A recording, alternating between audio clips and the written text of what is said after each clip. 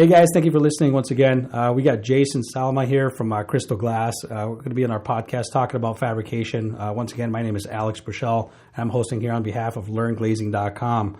And he's going to be helping us with some input, some industry experience for one of our courses here. So Jason, welcome on the show. Thanks. Glad to be here. Yeah, cool. Thank you. So I definitely wanted to start off a little bit more with like who you are, right? Because obviously as a person that's been in this industry for a long time and everybody watching or listening to you right now is going to kind of wonder like, why is Jason on the show? So tell us a little bit about yourself. I can't just say I'm important. Oh, absolutely. We all know you are. But tell us a little bit about yourself and then in your company, Crystal Glass. So me, I've been in the glass industry since I was probably like 16 or 17. So we're talking 20 some years now. We're kind of grew from a small little company helping out a shop rat a little bit, doing that, and then slowly learned CAD. I was taught CAD and did our shop drawings and submittals, and then moved into estimating. But then we were small, so we kind of did a little bit of everything. We would bid jobs, we would fab jobs, we would go out and install jobs. So it helped me kind of get a well-rounded perspective of glazing in general, which has been nice because it's helped me now to understand, when I'm working on projects, how long something may take to do or how complicated something may take to do. So it's been helpful for me growing that way. And as a company, we've progressively been increasing, slowly adding people on to assist with some of these roles. But we've stayed pretty lean as a company and kind of brought people up as we've gone and trained them kind of the way we've learned ourselves how to do this. So it's been an experience though, and getting to know a lot of people. It's been fun. So what I do know about your company is that you guys are one of the premier glaziers in Michigan. You're pretty. I mean, you're playing it down right now, but I know you guys are pretty large in terms of like what you've done and the projects you've worked on. You guys are definitely up in those top numbers in terms of size, more so production and project wise rather than personnel. We'll say that. I like the fact that you talked about like your foundation in terms of everything that you experienced. So you started at 16. Was this a family thing, or you just kind of randomly found this shop to go work with? Like, how did you end up in this? Like Child Protective Services going to play after me now? No. So my uncle started the company back in '86, and so I just started coming in with him. He would bring me in with him, and I'd be the kid who rode into work with the boss and. Coming at 9 o'clock, leaving at 2 or 3. I'm sure people love that. Oh yeah, it was great. That was awesome. Yeah. So it was an experience like that, but it allowed me to kind of get my feet wet a little bit with it. And when I was brought in, the goal was for me to start doing our shop drawings because the guy who was doing it previous was moving on. Perfect. So in my mind, I thought, hey, I needed to get computer time here.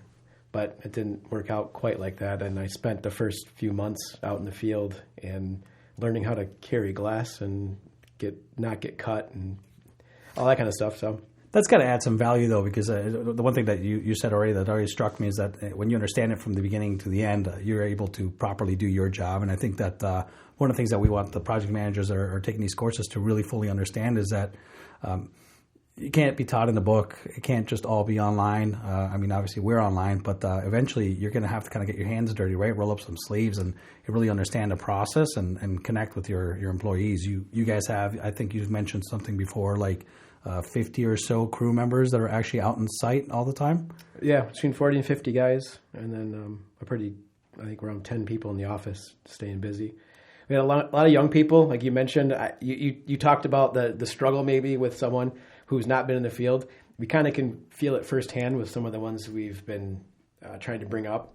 One of our estimators started just estimating, like he'd never been in the field before. So going through everything with him and trying to explain to him why this is the way it is or how hardware works the way it does. It's a struggle. And so if there's any words of advice, man, get out in the field, preferably when the weather's nice and do that. So, but yeah, I think that is invaluable. That experience is vital for someone to be successful with it and to really fully understand it and to be able to be an asset. I think having some time in the field is very important. Cool. Yeah, no, I would agree with that. Of course, I had a little bit of shop experience, not so much field experience in my career so far, and I've been fortunate enough to be able to ride a computer for a big portion of it. But I did the same thing. I started with drawings and so on, and kind of playing with the Lego pieces. I like to refer to them as. Because that way you understand how the components connect and what they can do, and it's almost like the old matrix rules. You learn what rules can be bent and what rules can be broken to adapt and make things work. Jason, I have you here scheduled for fabrication. So we have a course here that focuses heavily on that. And I know that you guys do some fabrication in-house. And then it's my understanding that you also don't do certain levels of fabrication in-house. So I think what I really want to kind of talk about is let's go here with a couple of these things. So how would you guys essentially handle which projects you do or do not want to fab in-house? Is it based on capability? Is it based on lead times? What kind of things come in play when you're deciding this? Honestly, it would probably be our backlog of what we currently have, in our plate. If we're up against a lead time and we've got multiple projects, we'll have to look outside of what we're internally able to do. I mean, our fab crew puts out a lot of projects. They do.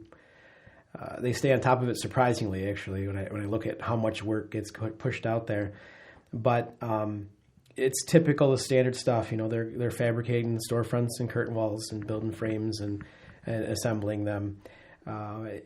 When it comes to like specialty hardware and things like that, we have the ability to do it, but not nearly the amount of machinery to do all that kind of stuff productively.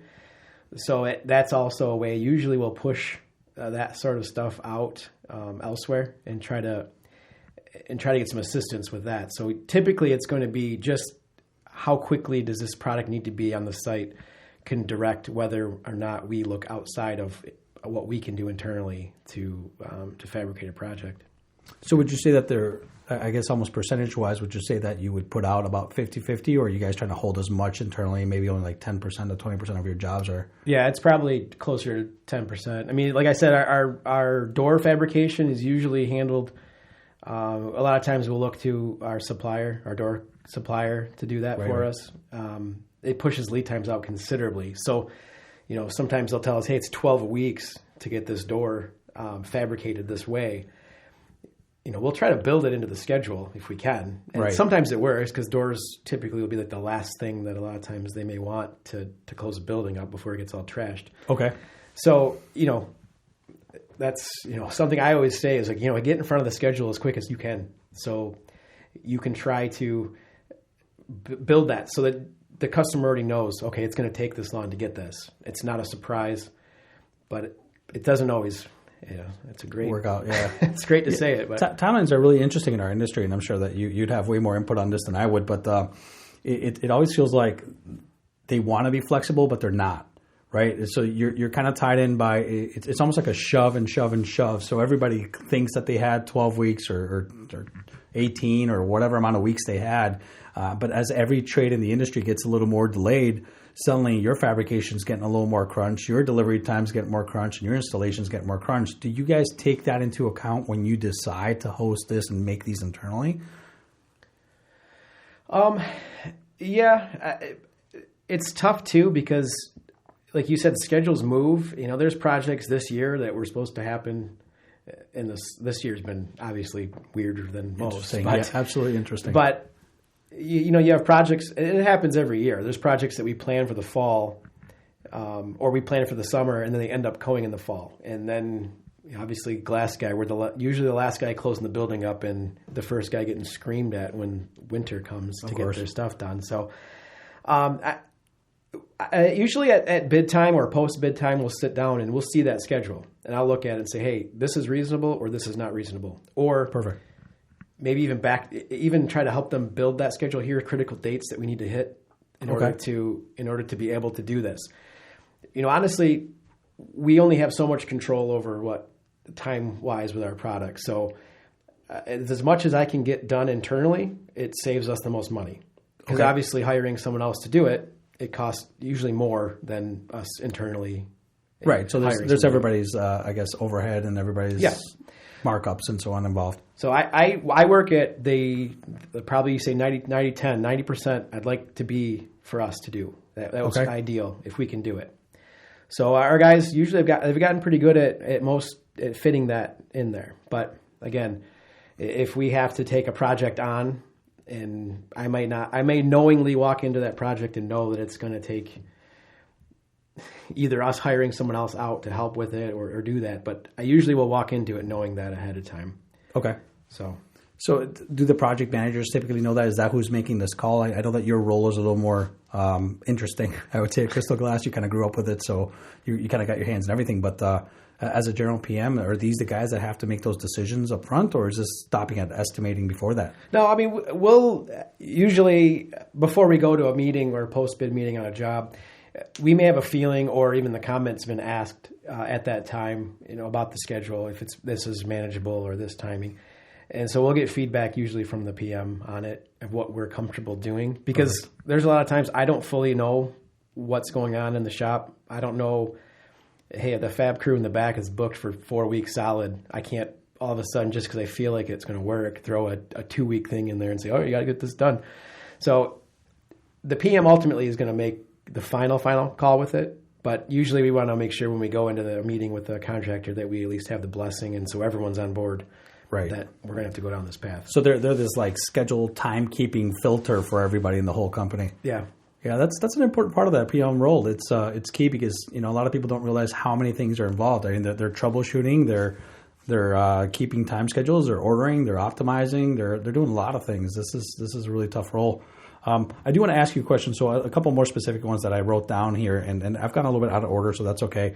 But when we were discussing earlier before we came in here, and even right now, you dropped a couple pretty good hints. But I'm sure that experience has taught you things that you wish you knew before, right? I think we've all told ourselves, hey, if I could go back to being 15 and know what I know now, it would change my world, right? Not so much on the investment one because we'd all be rich, but just in terms of like, I guess I'm almost asking, with your attitude in growing, was there anything that you were resistant to, or anything that you wish you would have done differently that would have maybe helped you more where you're at right now? All the secrets, you want them. Yeah, well, they don't need to be specific. You don't need to give them away. I'm looking for some good advice for a new guy that's probably looking at this like deer in headlights, wondering what he just got himself into.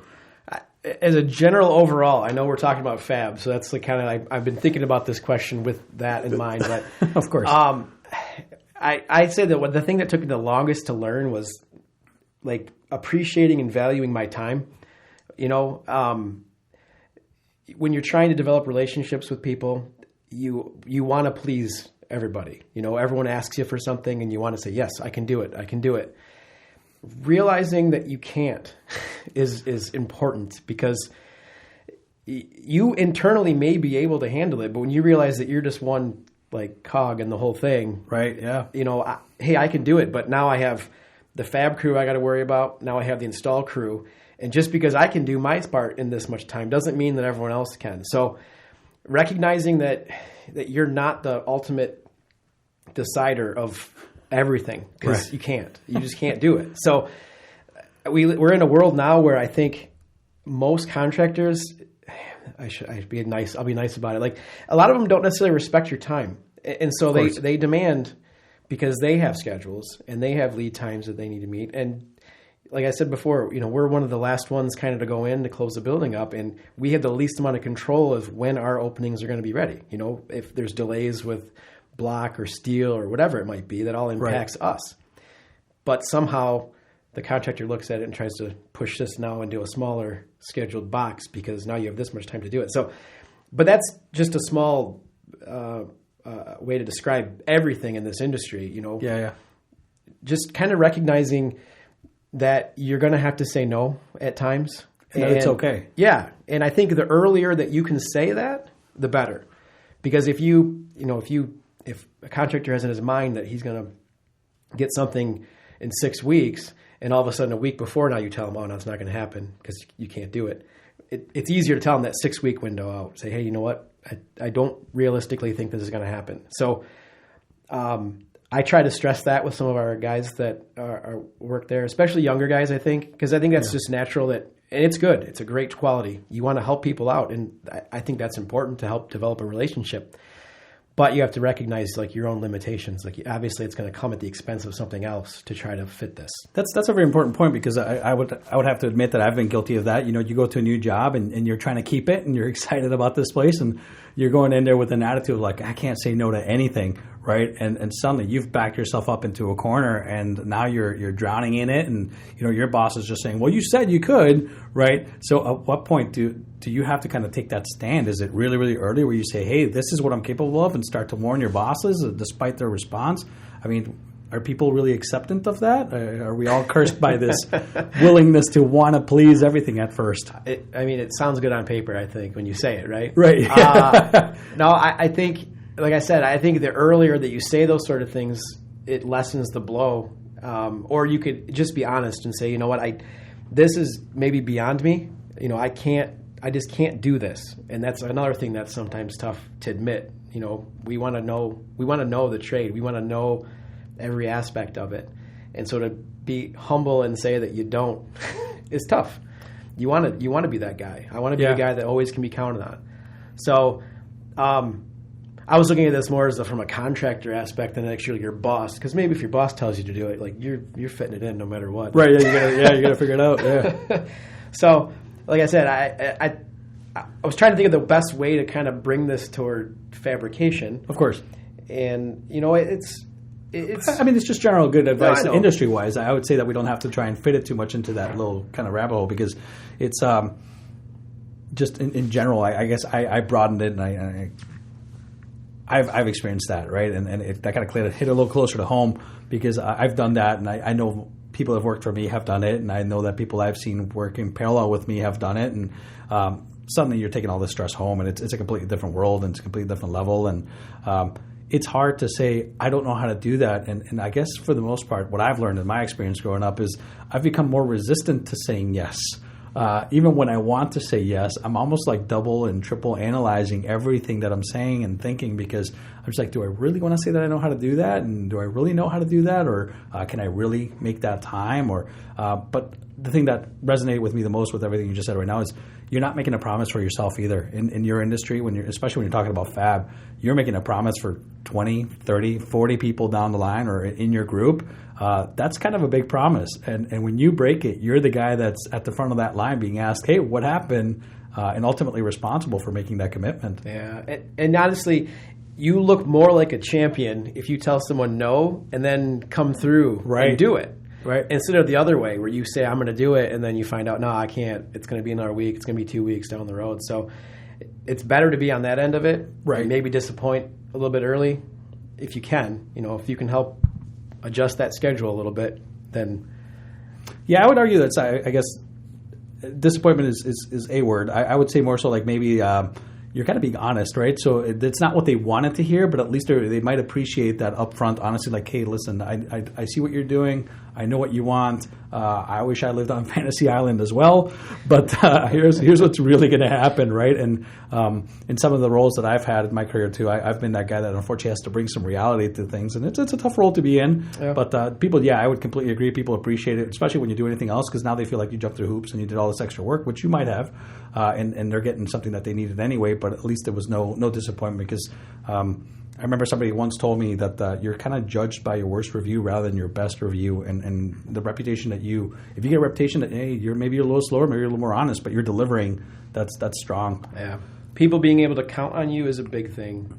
So I take the comment that I make kind of with a grain of salt, because it depends on who you are being asked to do these things for too, because you know, we all have that contractor or two contractors that we bend over backwards for because we value that relationship. So we will make it work. You know, we will figure out a way to do it, and we'll find the method to do it, whether it's outsourcing, whatever it is. You know, even if it comes at the expense, you know, additional cost than we didn't plan for in the job, to keep that relationship going and to keep that contractor relying on you, because it's nice to have that, especially when you come to times of uncertainty. Like, hey, you know what? At least I can count on this company. They'll be there. And then they'll be still relying on us to help them out with these sort of things. So there are still that relationship still does exist in construction. I know, like, you know, 10, 15 years ago, that was a lot more. You know, there was a lot more loyalty when it came to, you know, dealing with companies. And there still are ones with that. But then there's other ones, it's always the cheapest price all the time. That's the best thing. It's definitely gotten difficult, and I know that this industry is one of those last ones that still values a relationship over the cost. I do appreciate that very much about this industry, and I respect that very much because people know, like, hey, listen, I've been dealing with you. I'm going to continue to deal with you. The problem is that there is a lot of competition. Competition is growing. The ability for companies to pop up and say, hey, I do that too has come down to, and we got to say that obviously technology has a big part of that, right? So being able to draw something on the board with a T-square and some triangles back in the day is not a talent everybody had. Being able to click and offset some lines, again, still not a talent everybody has, but it definitely has opened the market to a few more people that can do it, and technology enables, right? You get a machine where instead of like having you have to measure and cut and everything like that, you got somebody that can push a button that's it's beneficial, right? At the same time, it allows people to kind of grow quickly, and that's where staying loyal becomes difficult because your options are expanding, and with this world being so much more exposed to everybody, especially with social media and so on, it's like suddenly you went from living in a 20-mile radius to living worldwide, right? So it's interesting. I want to ask you a couple specific here questions that are for this thing. So obviously you guys do your own fabrication, it sounds like, which is really, really cool. And you have occasionally used an outside vendor. Those are a couple questions I wanted to get into you. We talked a little bit about some tricks, I guess, or some recommendations that you would have. So let's talk about the systems themselves, because this is something that our new PMs might not know or understand. There's an architect spec, right? And I'm sure you've read your fair share of these. So do you at any point as the glazing contractor have control over the system you want to use, or are you tied by these specs? I would say it depends a lot on the architect. You get some architects who are open to discussions. A lot of times a framing system or glass is created now more for energy performance. Like they'll have a spec numbers that they need to meet in order for like the actual energy requirements of that building. So there's a number of times where we're seeing more high-end frames, more high-end curtain walls, things like that have better thermal values to them. But a lot of it kind of stays in that. But there are times that there's architects that will spec an oddball frame. They found it somewhere online and they said this one works perfectly for us. And there's times where we can, if we get in early enough, can ask some questions and say, hey, if I get you something that's a little more easy to find, that's usually a big thing that helps direct that. They may ask for some high-end glass, and you say, hey, can I get this glass because it'll still be here probably in 5 years. Whereas there's a number of products that just they work for a certain time and then they discontinue them. So there is a number of times you can get there and you can make direction as far as a frame type or a glass type. But ultimately, you have to get it approved anyway, and you have to have that conversation. You can't just decide, I'm going to change this. And we cover this in one of our other courses, and we talk about like liability, right? So if you decided to make any changes, you'd be absorbing entirely that liability. And that's interesting because I didn't know what part of the process you guys can make suggestions. I like the fact that you're saying that it's almost based also on availability, right? So it feels like that drives it. So if I can get this from 3 miles down the road versus cross country, it's got to change how people see these things. And at the end of the day, an architect doesn't really care where it comes from as long as it looks the way he wants to look, right? They have this vision and they have this overall kind of goal for the building and the aesthetic and the performance and numbers and all these calculations that they run through or they have somebody else run through. But at the end of the day, you're the guys in the field. You guys are swinging those hammers and you guys are pushing those drills and doing whatever you got to do. And I mean, you guys, I'm assuming, have some systems that you prefer working with. And if you see a system that has been problematic, I would assume, or I'm asking, would you suggest against that? Oh yeah, I mean, I think anyone would, right? You have your comfort level. You bring in something new, all your guys have to be now trained in this new system that they may possibly only a couple of them have ever installed before. So then you're looking for manuals and instructions on how to do this installation. So there's a learning curve. And then you look at it and say, is this something that we'll ever use again? Or is this just kind of a one and done thing? Right. And so you kind of weigh that out and see, is it worth teaching the guys to learn about this system? or is it worth me pushing the architect to use something that's more common? So like you mentioned, I think availability is a huge thing. If I can find a product that I know has been around for 30 years, or that it makes it easier down the road. Hey, someone ran into this building and now we have to replace this frame. Oh yeah, okay. I can still find it. I can still get it. But some of those oddball ones, I'm tacking some stuff together to try to make it look like that. I gotta imagine some of those specialty colors when people got a little fancy got to be problematic as well. Yeah, color, that's another thing too. Oh man, I do. Let's get to another one here. So there's a couple of more specific questions I want to get into. So this course goes over what happens when you have the difference between being able to fab on site, fab in the shop, prefab, glazed, and all this other stuff, and the levels of fabrication. And one of the things that we talk about here, we like to mention, not everybody knows that there's a difference between guaranteed sizes and field dimensions, right? So can you give us a quick rundown of what the differences between those two? So field sizes are that's the best if you can do it.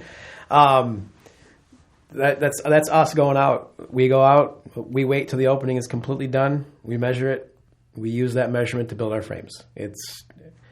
I'll say 98% foolproof, because we may mess it up ourselves, I guess, when we build it. But you can correct it though. Well, yeah, and then it's our bag, and it's just easy to deal with. Right, you hide it. But I think you had asked about on here was, how do you handle it when you go with a guaranteed size? Because now it's like, okay, here's your opening, your 8 foot by 4 foot opening. We're guaranteeing that is going to fit. Your frame is going to fit right in there. And then you go out there and it ends up being 6 inches bigger or 6 inches smaller. You're like, okay, so, there's limited things I can do. I can use some of the framing again, depending on the type of framing it is. But I got time. I got glass that needs to be reordered. And it can be a mess. Yeah, because at this point, you've made everything. You showed up on site. You're ready to just kind of swing this thing in place, and your glass is following suit, if not already on the same truck. So the field dimensions, when they're guaranteed, who pays for that when it's wrong? If we have to do guaranteed sizes, we clearly lay it out ahead of time that it's not on us if this does not fit, because we push to do field verified sizes. It's just, like I said, it's the way to go, especially when you get to high end type things. A storefront opening on a building is one thing, but you get like a highly advanced, spec'd out frameless glass system with custom handles with panics that are full height panics that are specified for the size that they're at. And you come in and tell someone, hey, it's that panic's $2,500 if you want a new one.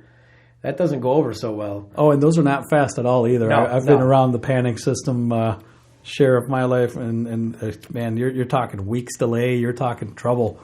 So depending on what's there, it's either a back charge, or if they can show who was wrong, have them fix it. If it's possible, fix the opening.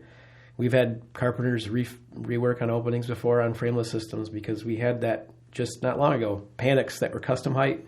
Wow. And we said, hey, it's going to be like 6 weeks to get these replaced and this much money. So I said, oh, no, we'll have the carpenter fix it. I'm like, okay, well, good. That'll be great. So it helps with that. But, yeah, we will push, because there's a lot of stuff you can do ahead of time to kind of prepare for that.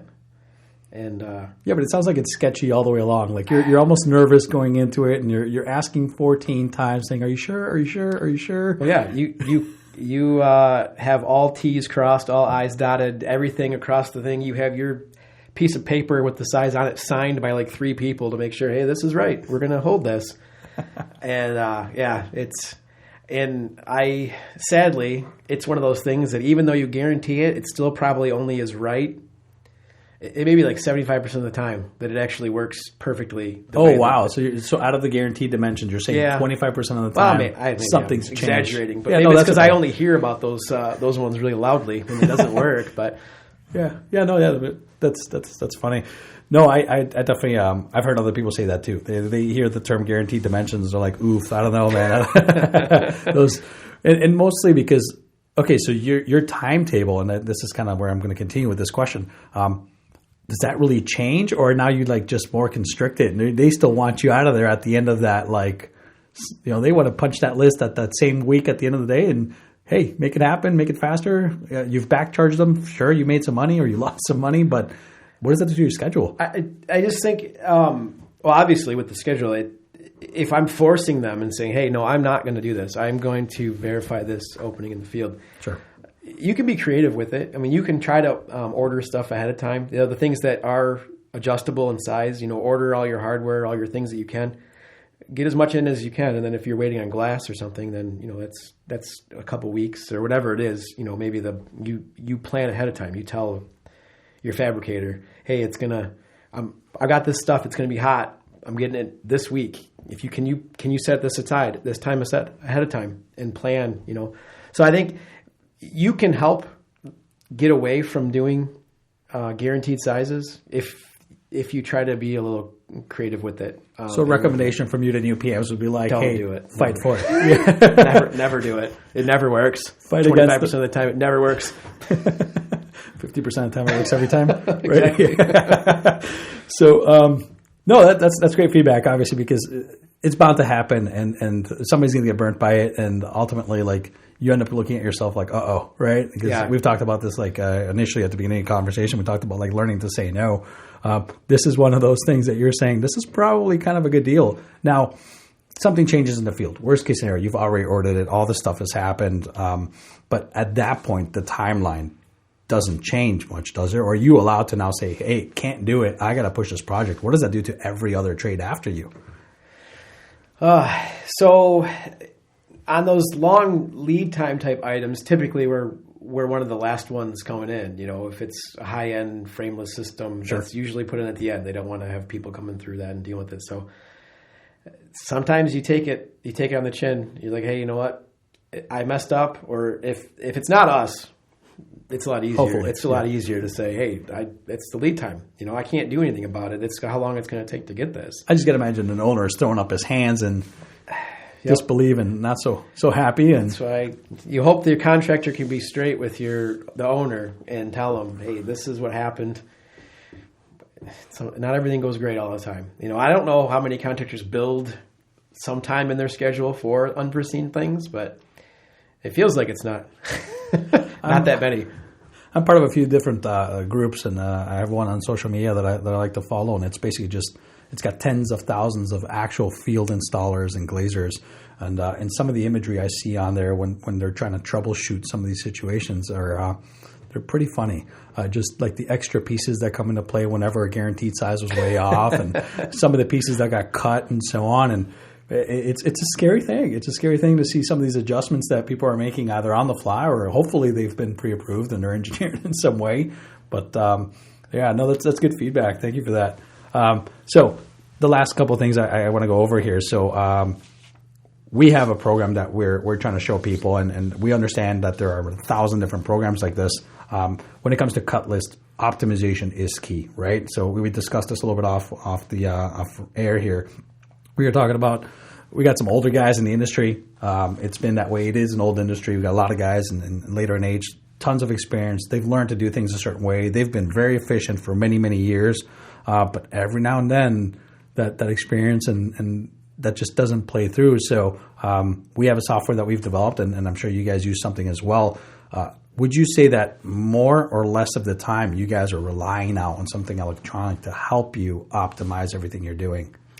On standard kind of cookie cutter square frames, it's easy to use some of the software that's out there to draw up your frames, put your elevations in, and for it to spit out a cut sheet for you.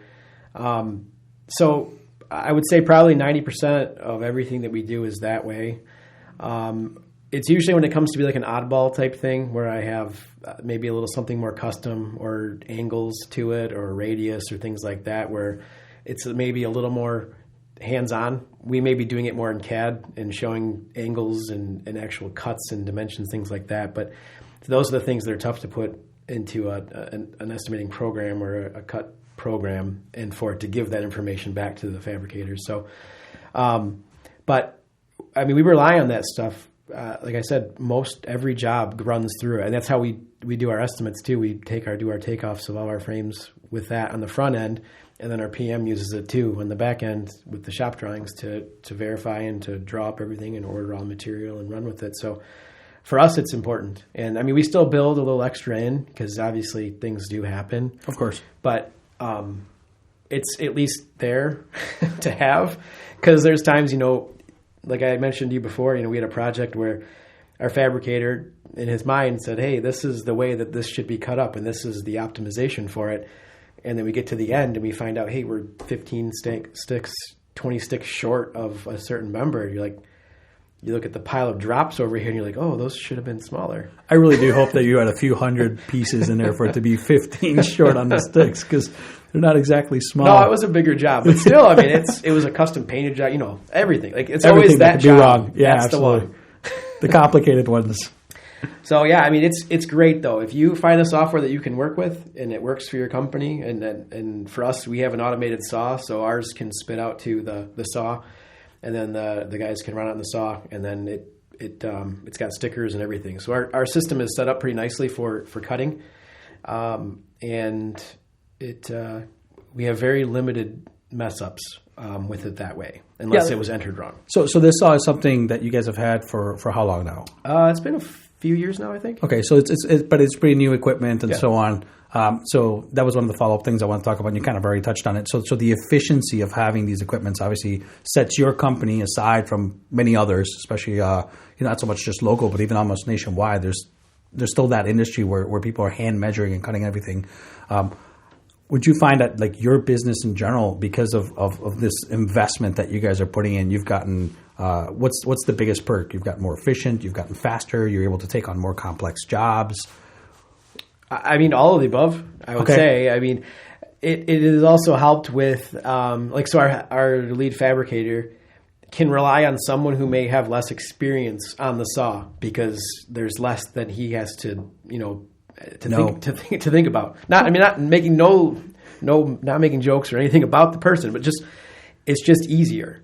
And so, something as simple as, our saw has a sticker machine, and every piece that comes out, a sticker spits out, and they stick it with a sticker, and it has an elevation, and it has the size on it. So I know, if it's stickered correctly, that this goes with this. Before it was a wax pencil, you'd write on there, you'd write the size, and hopefully you wrote it down right. But I do like the technology of it. It's nice. It does help with the speed, accuracy of cuts, unless it's, like I said, if it's human error at that point, if it's entered wrong, that's the time it's not going to work. It's going to be wrong. But someone's not going to take the saw and cut the wrong size because it manually pushes the metal and cuts it. Well, and there's a lot of factors that come into that too, like even the consistency of it. I mean, I don't know if you've had a couple, if you've ever run into these, but I've had two tape measures that measured completely different. Right? And I'm sure that everybody in the glazing industry is going to say that they've experienced this as well. Then, when you put the blade down, are you putting it on the right side of it? Are you putting it on the left side of it? Are you actually centered on the line? Is your line drawn, with the right, was it a dull tool? Was it a sharp tool? I mean, everything changes. We're talking eighth of an inch, 16th of an inch can change your entire world. I mean, that's glasses being made at that precision. Yeah. You guys are pocket setting or whatever it is that you're doing with your system. You got a little bit of play, but one thing happens on this left side, it cascades all the way to the right side. And when you do a building that has, let's call it 50 units across, that gain over at the end, or it's got to be astronomical. Yeah. So I'm sure every company, we all learn what works for us. And, this was not we started up and we decided to buy the saw type thing. This is something we have worked towards getting. It's not a small investment. Yeah. I mean, any of that kind of stuff, it's not cheap. But there's also a measure of safety with it too. The whole thing's enclosed. I don't have a guy, with the, chopping the metal and stuff like that, running right next to the saw. So there's a lot of perks to it, but at the same time, it's not something that's just a simple snap decision that we're going to buy this and we're going to run with this. So, like we said, our company's been around for, 30 some years at this point. So, and this has been a purchase that we made like 3 or 4 years ago. So it's like, it took a long time to get there, but we learned a lot along the way to get to that point. No, it speaks levels for people that you got to invest yourself back in your business as well. You guys are trying to be better at what you're doing every single day, and you're growing every single time, and that's awesome. I know that you guys are one of the top probably 10 in Michigan companies, and you guys do work outside of that too, and you guys are definitely known for that, and that's why we wanted to have you on the show. It's definitely, for me, it's inspiring to know that, like, listen, you got to make the best you can with your company, and you got to kind of always push for that next level of quality. And it seems like you guys are definitely driven by that, which is really, really cool. I do want people to check out your website if you guys have one, or learn more about you guys. Anything that they might have any questions that they didn't hear from here. Do you guys have a website? What would that be? Yeah, it's crystalglassinc.net. Okay, so crystalglassinc.net. Crystal Glass Inc. Yeah, obviously we had a unique name, so we had to jump with the net thing instead of .com. So yeah, it feels like the .coms nowadays are sold out anyway. No matter what you think of, somebody out there is trying to just buy them all out and hoping that you'll pay them for them. Yeah, either that or we were late. We were late to the game on buying our web space. It feels like almost the entire glazing industry, because we are a little older. We were all late to every game, No, this has been great feedback. Jason, it's been awesome having you on the show, and once again, obviously at LearnGlazing, one of our biggest things is trying to give those tips and trying to train those new guys and really give them some of that input that industry experts like yourself that have been around since you were 16 doing this. That's knowledge that you can't just pass on, and unfortunately, we live in an age where people want answers and they want them quick, and we do have that availability out there. Things exist. YouTube is instant gratification and so on, and sometimes you got to roll up your sleeves and just expect that you're going to learn along the way and be okay to make some mistakes. And that's really what we're all about in this industry, right? Like, things are going to happen, and you just got to learn from them and grow from them. And there's no magical formula to estimating or optimizing or fabricating or installing. It's all time and effort. And we appreciate when we can have some feedback and have guys like you come on in and share with our listeners. Yeah, I appreciate being on and helping with that. And like you mentioned before, you work with what works for you. And everyone's different. You go to a different company and you find out they do it this way, but it works. There's no set in stone way that it has to be done. But it's nice to learn from other people and see different ways that stuff can be done, and perhaps you can fine tune the way that your company does it. So that's another thing. It's nice, talk to people, get to know them, and share your experience if you can. Yeah, I think that if any industry, ours is really strong in the fact that you can never stop learning, right? It's really important that you keep that open mind and that you keep your eyes open and keep your ears open. Maybe hear somebody else saying something pretty cool, and you take that home and try it, because it's competitive. It's huge. I mean, it's almost hard to find any building, any house without any windows. There's windows in sheds now, right? So I know mine has a couple. So it's just this industry is here to stay, and it's getting bigger and bigger and bigger. They're getting taller. They're getting harder to handle, and I'm sure that you guys love that. So it's been good though too. I got to say, in this industry is the camaraderie that exists in it. Even though we're fighting, not fighting against each other, but we're bidding against each other and stuff like that. But we still, you see each other at these functions and things like that, and you can talk and learn, and it's been nice. So even some of the guys have been around for some time, they're still willing to share their experience and stuff like that with you, which has been beneficial to me. Trying to learn as much as I can. Absolutely, yeah. One of my favorite things about this too is anytime you get people out of their element, especially in our industry, you get a couple of drinks in anybody, the secrets start to come out, right? So if you're able to be the one keeping control, then you're going to learn more than everybody else that night. Have a nice notebook so you can write it down. That's perfect. Jason, once again, thank you for coming in. I think we can wrap this thing up, and I just want to appreciate you. Thank you for your time. We appreciate that, and definitely go and check out crystalglassinc.net. Jason, over there, you're estimator / boss man. It sounds like you've been around that you should be able to be. So it's an honor to have you on here, and I'm sure that our listeners will really appreciate this feedback and these tips. Yeah, I appreciate it again. Thanks for having me. Cool. Thank you, sir.